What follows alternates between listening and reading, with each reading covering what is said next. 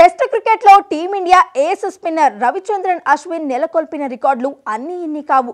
బంగ్లాదేశ్తో జరుగుతున్న రెండో టెస్టుల్లోనూ మరికొన్ని రికార్డులు అశ్విన్కు దాసోహం కానున్నాయి. కాన్పూర్ పిచ్ పిన్ పై అశ్విన్ వాటిని అందుకోవడం ఖాయమనే అంటున్నారంతా. మెగా ఆక్షన్ వచ్చిన ప్రతిసారి ఐపీఎల్ జట్ల స్వరూపం పూర్తిగా మారిపోతుంది. చాలా మార్పులు కనిపిస్తాయి. అయితే ఈసారి జట్టు రూపురేఖలు పూర్తిగా మారకుండా 5గురిని రిటైన్ చేసుకునే అవకాశం కల్పించింది బీసీసీఐ. ఎప్పటినుంచో ఫ్రాంచైజీలు ఈ విషయంలో బోర్డుకు విన్నపాలు చేస్తూనే ఉన్నాయి. కాగా తాజా నిబంధనతో ముంబై ఇండియన్స్ లాభపడనుంది.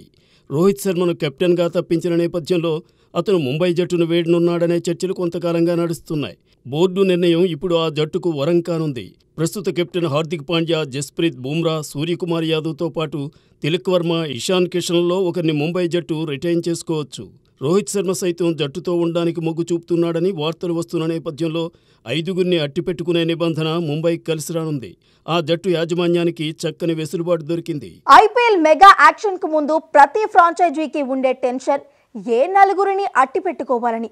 ఇకపై ఫ్రాంచైజీలు కాస్త ఊపిరి పీల్చుకోవచ్చు. మరొక ప్లేయర్ను అదనంగా అట్టిపెట్టుకునే అవకాశాన్ని ఇవ్వనుంది బీసీసీఐ. ఈ నిర్ణయంతో రోహిత్ శర్మ ముంబై జట్టును వీడనున్నాడనే చర్చకు ఎండ్ కార్డు వేయనుంది. టీమిండియా తరపున 4వ ఇన్నింగ్స్లో అత్యధిక వికెట్లు తీసిన బౌలర్ అశ్వినే. మరొక్క వికెట్ తీస్తే చాలు అశ్విన్ 100 కొడతాడు.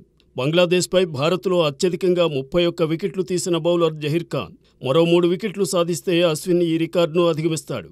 ప్రస్తుత టెస్ట్ ఛాంపియన్షిప్ సైకిల్లో అత్యధిక వికెట్ల వీరుడు హ్యాజిల్వుడ్. అతను 48 వికెట్లతో ముందున్నాడు. మరో 4 వికెట్లు తీస్తే అశ్విన్ అతన్ని వెనక్కి నెట్టి ఆ రేసులో ముందు నిలుస్తాడు. మరో విశిష్ట రికార్డు అశ్విన్ను ఊరిస్తోంది. కాన్పూర్ టెస్టులో అశ్విన్ 8 వికెట్లు పడగొడితే వరల్డ్ టెస్ట్ ఛాంపియన్షిప్లోనే అత్యధిక వికెట్లు పడగొట్టిన రికార్డ్ అశ్విన్ సొంతమవుతుంది. ఈ అంశంలో ఆసీస్ స్పిన్ దిగ్గజం నాథన్ లియాన్ 187 వికెట్లతో ముందున్నాడు. రెండో టెస్టులో 5 వికెట్లు తీస్తే అశ్విన్ అత్యధిక సార్లు 5 వికెట్లు తీసిన ఘనత సాధించిన బౌలర్లలో రెండో స్థానానికి చేరుకుంటాడు. ప్రస్తుతం వార్న్తో సమానంగా 37 ఫైఫర్స్తో ఉన్నాడు అశ్విన్.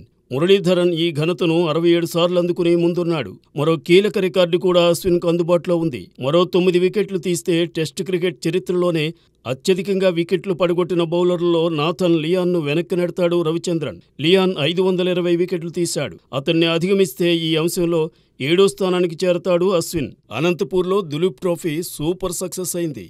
ఆర్టీడీ స్టేడియం వికెట్ అంతర్జాతీయంగా పేరు తెచ్చుకుంది. ఇలాంటి స్పోర్టింగ్ పిచ్పై ఆడడాన్ని ప్లేయర్లందరూ ఆస్వాదించారు. సెలెక్టర్లు హ్యాపీగా ఉన్నారు. ఆర్టీడీ స్టేడియాలన్నీ చక్కని వసతులతో అంతర్జాతీయ ప్రమాణాలతో ఉన్నాయని టీమిండియా మహిళల జట్టు మాజీ కెప్టెన్, బ్రాడ్కాస్టర్ అంజుమ్ చోప్డా అన్నారు. దులీప్ ట్రోఫీ సందర్భంగా టోర్నీ నిర్వహణ, వసతి తదితర అంశాలపై ఆమె మహామ్యాక్స్తో ప్రత్యేకంగా మాట్లాడారు. Tell us about your experience as far as this Duleep Trophy being conducted at Anantapur is concerned. Oh, it's been absolutely brilliant. I've been here in Anantapur earlier as well, but as a player. So for me, as a broadcaster, it's the first time.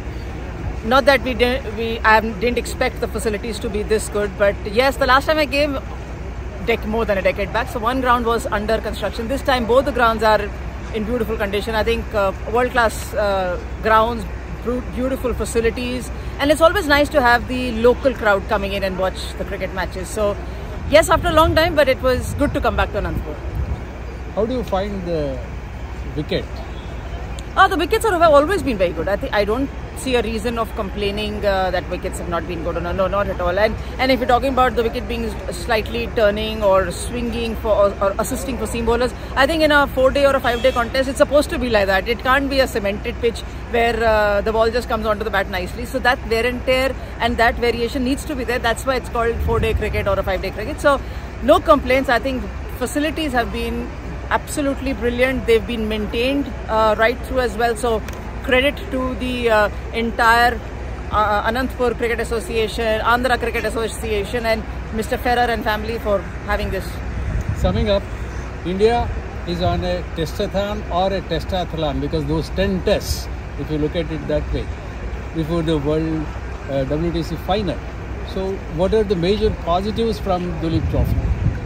Well, the fact is, let's face it, while we were covering the Duleep Trophy final, we had the men's Indian team playing against Bangladesh. So that makes it 5 teams. We have 4 teams in the Duleep Trophy, 1 senior team playing a test match. So we've got like 5 teams of India playing at the same time. So it automatically talks of the depth, the talent, and also the competition. So that augurs only good and best for a country. So no complaints. I think it's absolutely brilliant. Andhra cricket అసోసియేషన్కు కోచ్గా వచ్చాడు 6 అడుగుల bullet టీను యోహానన్. గతంలో టీమిండియాకు ఆడిన ఈ కేరళ స్పీడస్టర్ కొత్త రంజీ సీజన్లో ఆంధ్ర జట్టును తీర్చిదిద్దేందుకు రెడీ అంటున్నాడు. రంజీల్లో ఆంధ్ర జట్టు పురోగతిపై, ఆటగాళ్ల పెర్ఫార్మెన్స్పై ఆయన తన అభిప్రాయాలను మహామ్యాక్స్తో షేర్ చేసుకున్నాడు. ఆంధ్ర రంజీ టీం కోచ్గా బాధ్యతలు చేపట్టిన Tinu Yohannan, former Indian cricketer, speedster from Kerala మనతో ఉన్నారు. ఆయన భవిష్యత్ ప్రణాళికలు ఏంటి, దులీప్ ట్రోఫీ సందర్భంగా ఆంధ్ర క్రికెటర్స్ పర్ఫార్మెన్స్ ఎలా ఉంది, ఆంధ్ర క్రికెట్ సంబంధించి ఆయన రోడ్ మ్యాప్ ఎలా ఉంది, ఆయన్ని అడిగి తెలుసుకుందాం. Welcome to Andhra Pradesh. Thank you so much. And your first impression about Andhra cricketers during this Duleep trophy ఏమనిపించింది? I think we have had four representations in Dilip Trophy, which itself is a great achievement, I think, for the state, with K.S. Bharat playing Ricky Bowie, then Nitish Kumar Reddy and Sheikh Rashid. That speaks about the talent that Andhra state possesses, and the way they have performed in the last 2 years in red ball cricket has been amazing, and that's the reward. These four representations, I believe, is the reward for the way they have performed the last few years. So now I think looking forward, I think there's a great future for Andhra cricket and the players. We would definitely see more players representing and wearing the blue jersey in the future. What are the immediate goals as far as putting Andhra cricket on a comfortable track right now?